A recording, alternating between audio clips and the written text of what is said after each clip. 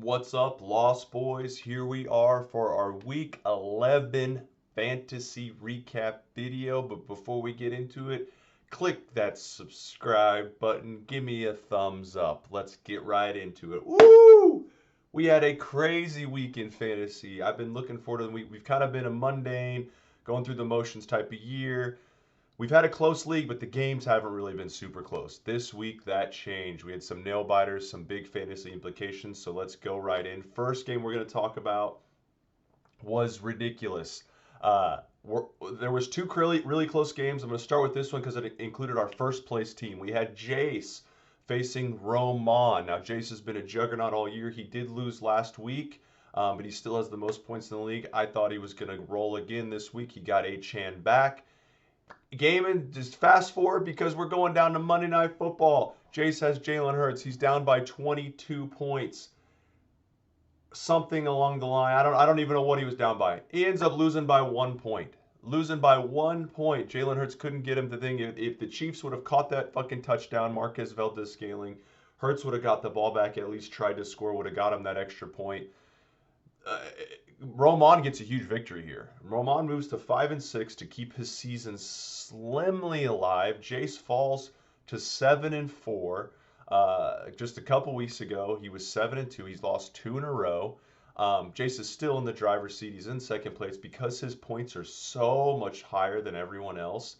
He almost has a three-game lead on anyone that could knock him out of the playoffs. So that's Jace's spot. But Roman gets a huge victory. Roman gets big numbers from Keenan Allen, as he seems to do every single week. Joe Mixon finally showed up on Thursday Night Football. David Montgomery got some vengeance on the Bears. Sorry, Patty. He played a nice play with Tyson Chandler. And I mean, he won by 1 point, so every play he did helped him this week. But the big thing was Roman got the victory with getting 1 point from Cooper Kupp. If Roman can get his guys going, I mean, Puka did good. If Kupp can get going, Roman has a chance to make a little bit of a run right here. Jason, on the flip side, his team's still awesome. Hurts did pretty good. Dak had a mediocre game. I mean, they were going against Carolina. You expected a little bit more than 16 points from that. But Calvin Ridley finally had a coming out party. He's been bad for the last 6 weeks. He had 27 points. But Jace's flexes, Marquise Brown, 2, Achane, 1, absolutely killed him. I mean, when you get 21 points from your defense and 27 points from one of your wide receivers, you expect to win. Jace falls this week, but his team is still in second place and still rocking. The next game, even crazier game. Pat versus Justin. Justin's been in the dumps. His team's been bad. These two guys had a trade about 3 or 4 weeks ago. Ever since the trade, Pat did good. Justin did terrible. They come head to head, and Justin takes the dub off of a inch.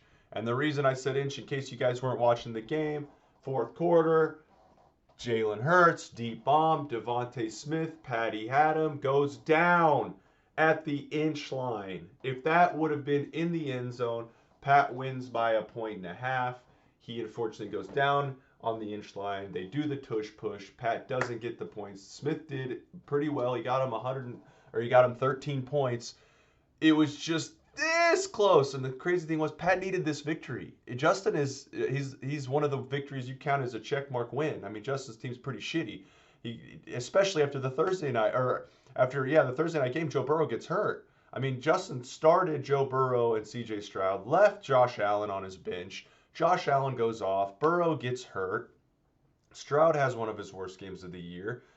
And yet Justin finds a way to win. He scores 139 points. He got 21 from his D, 15 from his kicker. I mean, Pat's probably watching that Buffalo game bittersweet. He's happy Allen's not in, but he's also watching a defense and a kicker combined for 36 points. That's not what you want to see in fantasy.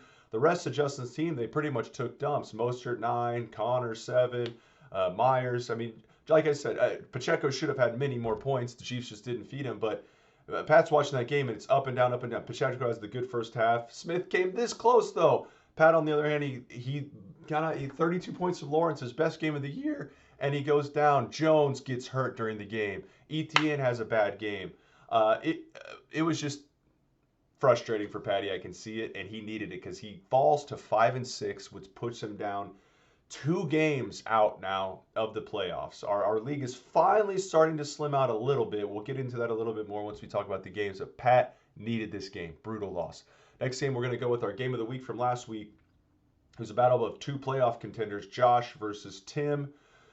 And speaking of needing this game, Tim needed this game big time. He did not get it in anyway. He loses by almost 50 points. He needed a big game from A.J. Brown. He needed a big game from Travis Kelce. Kelce fumbles in the red zone. And A.J. Brown, which I've said all year, got shut down by the Chiefs. The Chiefs shut down stud wide receivers. They shut down Justin Jefferson. They shut down A.J. Brown. That's all they do is they shut down stud wide receivers. They played Davante Adams this week. Josh might think about benching Davante Adams because they just shut down stud wide receivers. But Tim gets demolished. He only puts up 118. He falls to 5-6. Josh puts up 163. He had a really good game. Jaylen Warren finally gets the start, gets him 22 points. A lot of his guys were teens. He did the teens to the guy that normally gets the teens, and Tim. So Josh gets the win. He goes to 7-4.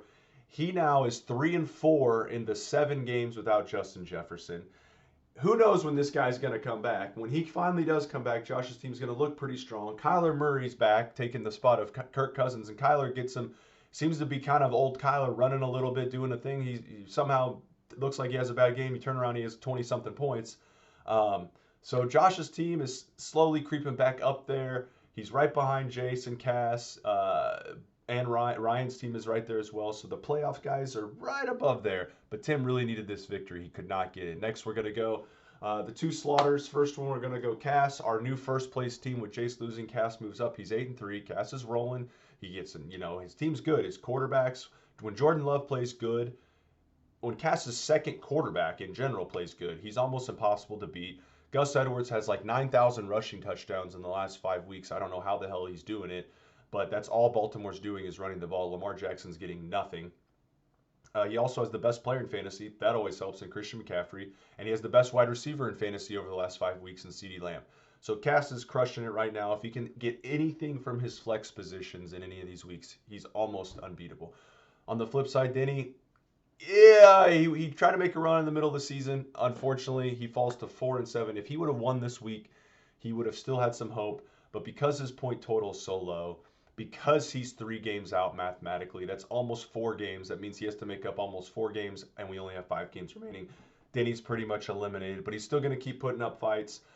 Getting -1 point from Garrett Wilson, that honestly sums up Denny's whole season in a nutshell. -1 from Garrett Wilson. It wouldn't have mattered anyway, but you can't have that. The Jets just sank Denny's season, unfortunately. And last and definitely least, like every week, Cal versus Ryan. Ryan crushes Cal, beats him by over 50 points. Ryan's team's rolling 7-4. Cal's team is rolling into the toilet like a turd, like every week. 123. He gets once again a mediocre game from Mahomes, 16 points. He put up 123. He should be saying, no, it's the same old crap from Cal. Mark Andrews gets hurt. He's out from the year. Jalen Waddle's been a bust this year. And there's 2 guys that have been healthy and play every single game this year that were supposed to be studs. Jalen Waddle, Tony Pollard. They play every game, and they don't do anything. It's the weirdest thing. Cal, unfortunately, actually, that's 3 guys. You know who the other guy is? It's Mahomes. It's crazy. These guys were hyped. Maybe #1 quarterback, maybe top 5 receiver, and maybe top 5 running back. All 3 of them are healthy. All 3 of them have played almost every single game. And all 3 of them never really do anything. It's killing Cal. It just hurt him. Not to mention he's starting Bryce Young. You're not going to win. Cal, I feel for you. There's going to be next year. You got this. Ryan, on the other hand, his team's rocking it right now. He already has his stud running backs. He has 4 stud running backs. I know he tried to make a trade a couple weeks ago, but he has 4 studs. He has a plethora of running backs. DeAndre Swift, Jonathan Taylor, Saquon Barkley, Austin Eckler. He got a monster game from Brandon Ayuk.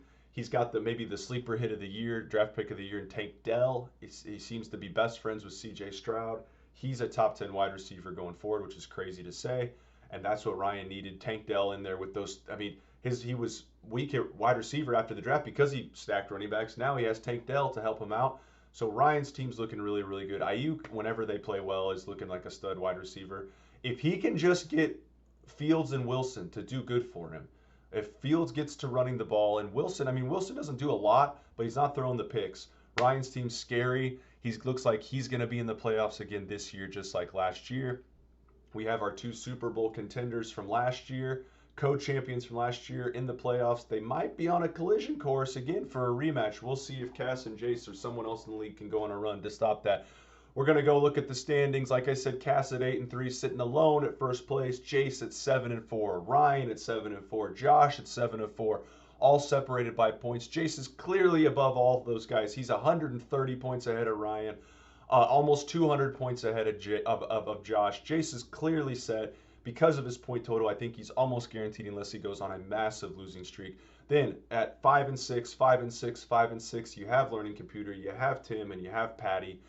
Patty's kind of in the rear view mirror because he is 100 points behind those other two guys. So not only does Patty have to pass those guys in record, but he also has to pass them in points.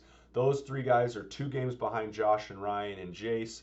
And they are also almost behind most of those. They're ahead of Josh and they're ahead of Ryan in points, a couple of those guys. So points aren't the issue, but it's just 2 games. They got to make up 2 games, which is going to be tough. And then we have our sludge factory. Justin at 4-7, Denny at 4-7, and then the Poopville Cal at 3-8. It doesn't get more worse. Cal, worst record, least amount of points. It's as terrible it is. So those are going to be our standings. Really quick, we're going to look next at week 12. Huge week. Like I said, we only got 5 more games left, guys. People are still going to try to make a run. We got Josh versus Pat. I mentioned Pat is clawing for that thing. This would be a huge win for Patty. He would get him 1 game closer to Josh. He would knock Josh down. We'll see how this happens. Pat's team, very, very strong. His team is built around the Jacksonville Jaguars, and the Jacksonville Jaguars play the Houston Texans this week, which have an awful defense. I think Pat puts up a monster week. Here's my prediction. If Justin Jefferson plays this week, Josh wins. If Justin Jefferson does not play, Josh loses. It's just as simple as that. We'll know more later in the week. Next game, we're going to go Tim versus the Poop Man, Cal. Tim crushes. No worries. Tim gets a victory, much needed victory. Gets back in the win column. Cal dies.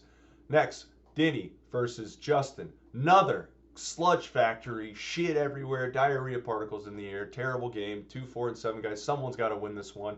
I'm going to go with Justin just because I think he has guys that could go off. Sorry, Denny. Justin takes the dub right here. He should go to 5-7. Huge game. Cass versus Matt. Matt needs this victory so bad. Does Cass want to give up that top spot on his throne? I'm going to say no. Cass takes the dub. His team is rolling right now. Knocks off Roman. Roman falls to 5-7 in my prediction after this game. And then the game of the week. The game of the week. First place or second place versus third place. Jace versus Ryan. Huge game. Both guys are 7-4. Both guys are rolling right now. Both guys have, I think, the first and the third most points in the league. It's a huge game. And I'm going to go with Ryan in this one. I think he upsets Jace. Jace's losing streak goes to 3 games. Ryan's team is healthy. The running backs are looking good. He gets Jonathan Taylor back from his bye week. I think he's going to go really well. And I think Ryan's team's hitting its peak. He just needs those quarterbacks to keep rolling with him. Jace Falls, who knows if Achan's going to be in this week. He really needs that flex spot to come through for him. We'll see. It's going to be a high-scoring game regardless, but I can't wait to see that game of the week. And remember, guys, we got Thanksgiving, so we got 3 games on Thursday as well as 1 Black Friday game. So make sure to get your waivers. Make sure to get your lineup set. Have an amazing Thanksgiving. Mwah, mwah, mwah. I love you guys. Be safe. Have a good day.